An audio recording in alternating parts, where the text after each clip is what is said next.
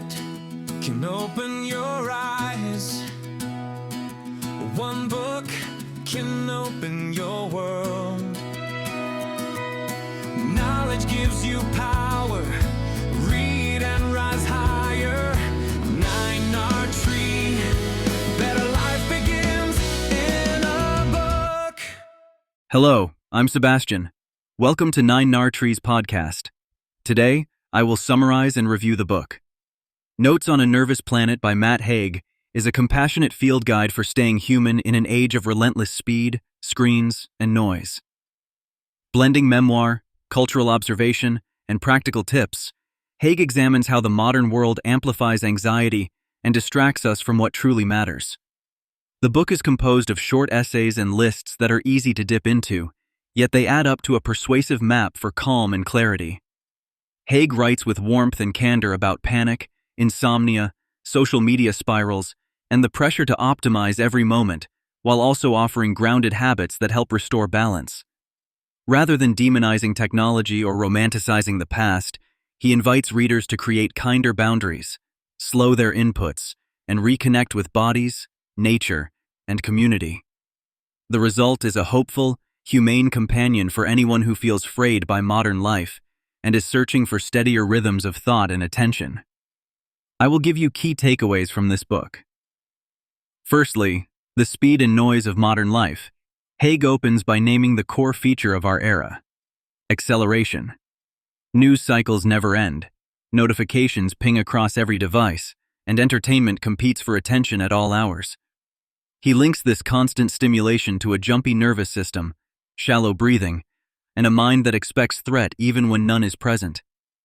Using his lived experience with panic, he shows how scattered input produces scattered thought, which often becomes rumination and fear. The book traces how advertising, productivity culture, and the myth of constant upgrade push us to outrun our limits. Yet Haig does not argue for withdrawal. He suggests intentional friction, single tasking, setting time boxes for media, and building daily oases without screens. He encourages readers to treat attention as a precious resource, not a default donation to platforms. By reducing inputs and adding moments of quiet, the brain can relearn baseline calm. The message is clear and kind. You cannot heal in an environment that keeps you on high alert, so change the environment you can control. Secondly, social media, comparison, and identity. A major thread of the book explores how digital platforms shape mood and self-worth. Haig describes the comparison trap that grows from curated feeds and endless metrics. When likes and follower counts become proxies for value, identity starts to wobble. Algorithms tend to amplify outrage and extremes, which narrows empathy and heightens stress. Haig invites readers to remember that what appears online is a highlight reel, not a whole life. He offers simple practices that make a real difference. Unfollow accounts that trigger envy or shame, mute and block liberally, schedule check-in windows instead of grazing all day, and create device-free zones in the home. He also argues for more face-to-face connection, because bodies co-regulate in ways screens cannot. By curating inputs and regrounding in lived relationships, the online mirror loses its power to distort. Social media can still be useful and fun, Haig notes, but only when it serves human values rather than setting them.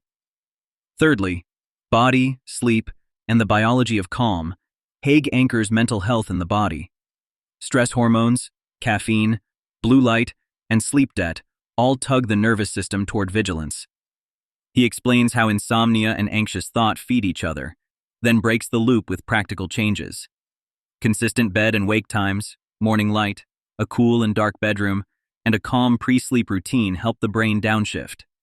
He advocates small, steady supports, daily movement, walks in green spaces, hydration, and balanced food that keeps blood sugar even.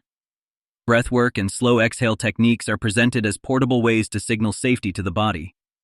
Haig reminds readers that joy is physiological too, found in music, reading, a hot shower, or sunlight on skin.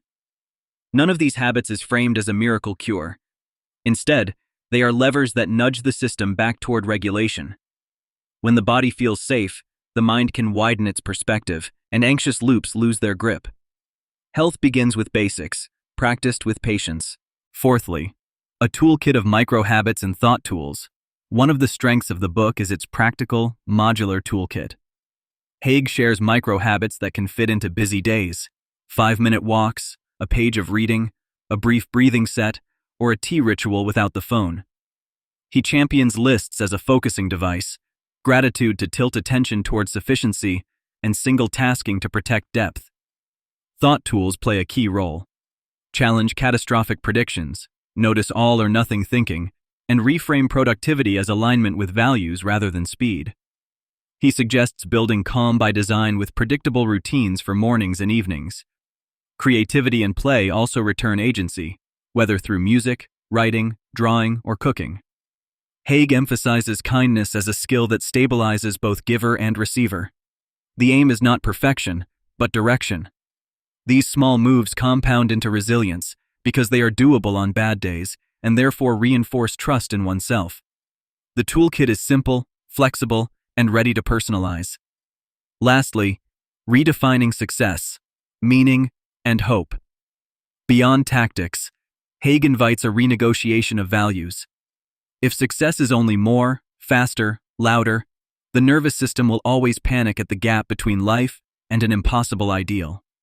He proposes a gentler frame where enoughness, presence, and connection outrank constant growth. Community care matters as much as self-care, because isolation magnifies distress while shared life distributes the load.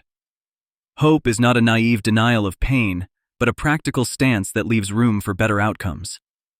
Haig urges readers to protect attention as a form of freedom, to choose meaningful inputs, and to accept imperfection as part of being human. He highlights art, nature, and kindness as renewable sources of meaning. By redefining what a good day looks like, we stop grading ourselves against a machine pace. The nervous planet may not slow down soon, but we can build a slower interior, guided by humane standards and sustained by hopeful action. In conclusion, Notes on a Nervous Planet suits anyone who feels overrun by news, social feeds, or perfection pressure, including students, parents, creatives, leaders, and professionals in high-noise environments. It will also resonate with readers who want practical steps without clinical jargon. Haig offers short chapters you can open anywhere, a humane voice that never lectures, and tools that work on a tough day, not only on a perfect one.